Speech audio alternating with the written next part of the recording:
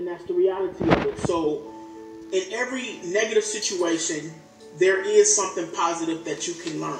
And the positive thing, parents, that you can learn is that it's time to start educating your kids. Find out who your kids' friends are. You know, the only time we really get involved in our kids' personal life and who they hang with is when they bring home their mates. You know, dads will take it as far as to go get a shotgun and try to intimidate his daughter's boyfriend. You know, but it's time to start finding out who your kids are hanging with. When they say, hey, Mom, I got a new friend and we finna go to the mall. Be like, hey, bring your friend right in this house so I can find out about your friend. Have you ever had an assault case before? Have you ever been to jail? Do you sell drugs? Do you hang around people who sell drugs? Do your parents sell drugs? Do you drink? Do you smoke? Do you have sex? It's time to, and you probably be like, oh, that's petty. No, it's not. It's not petty, because in today's times we living in, some of your kids' friends are going to watch them take their last breath in front of their face. And it's going to go down in history like KENNEKA Jenkins, an unsolved case. And then we're going to protest, and then we're going to get mad, and then we're going to move on, and then somebody else is going to die, and we're going to be back at doing it again. But if you watch this video, and you film this video, share this video, let your kids watch this video, because it's time to start educating these kids. These kids are dying. Like this little boy who went home and committed suicide because he was getting bullied at school and no one knew. The boy fell down in the restroom and he was passed out and the kids were down there kicking him. Now this is elementary. When I was in elementary, when someone would get hurt, everybody would run and go notify teachers. But nowadays, these kids can just fall down and drop down dead.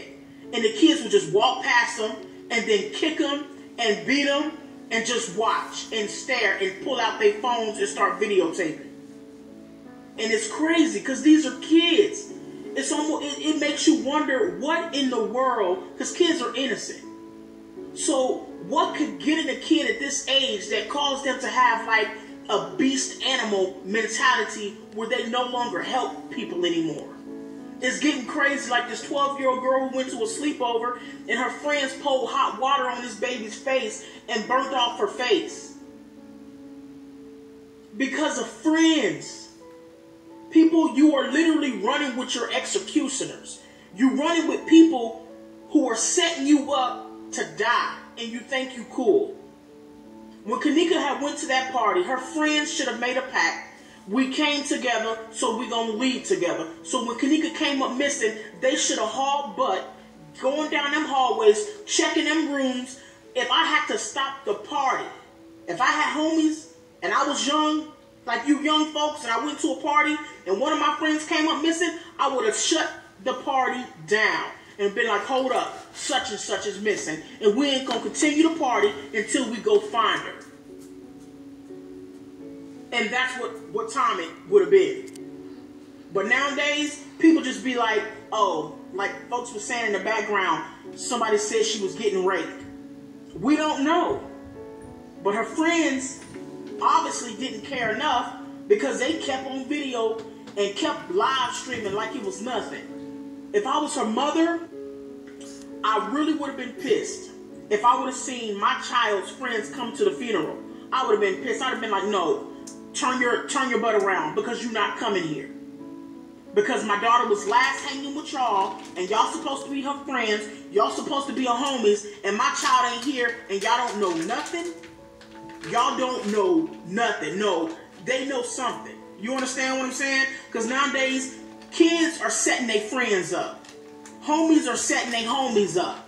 Homegirls are setting their homegirls up. Oh, I don't like her. Bring her to the party, and then we gonna jump her because she was looking at my man. And then they get to the party, get their butt beat, and they be like, why are you hitting me? Well, oh, because you think you bad, B, but I'm going to show you who bad. And then they whoop their tail, and now you going down for a murder charge. Because y'all young people think this stuff is cute. And parents, y'all need to start educating your kids. These phones are weapons. They're getting you in trouble. Y'all think y'all videotaping a fight, but really this is evidence that's going to be used against you in a court of law. When the defendant, please rise. I sentenced you to 25 to life without parole. And then your homies ain't with you then. When they slam them doors, your homies ain't going to be with you. It's time for us to start taking this stuff very, very seriously. I was looking at the funeral tape when they was going to the funeral, and there was this girl, she was videotaping live. And she was going up to, the body had been lowered in the ground, but the body had not had dirt on it yet. They didn't put dirt on the body yet. And she walking around talking about, man, I need to get me some weed. You got that weed? You got that skunk? Who's gonna get high tonight? And she all videotaping this mess. So that right there ought to tell you what she was thinking when she was in that hotel when KENNEKA had got lost. She didn't care.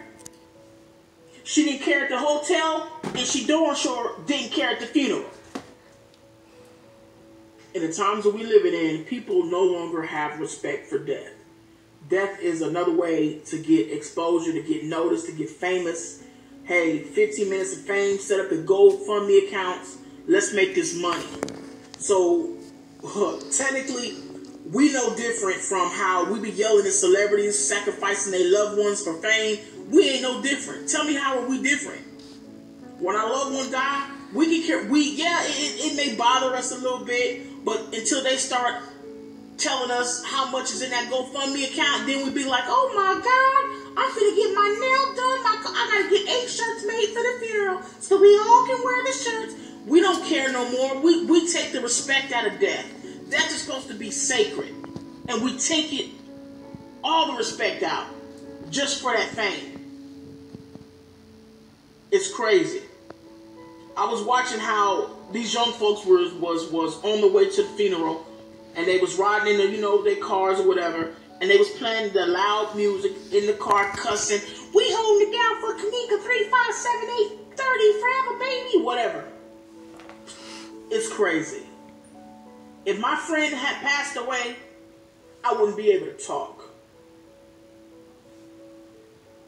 The moment they told me they died, I would have inhaled and would have never exhaled. I would have been speechless in a whole nother world, just sitting there. I don't have time to pick up a phone and be like, we in this thing, baby, we in this beat. I just would have been sitting there.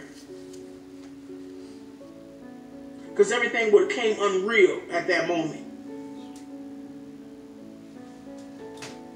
But that's how the guilty speak. So when they was playing all that loud music and throwing their little hand gestures all in the camera, that's what the guilty do. Their guilty conscience was talking. I'm so tired of reading obituaries with the little poem on the side that says I finished early. You never started, so how did you finish early? Young people,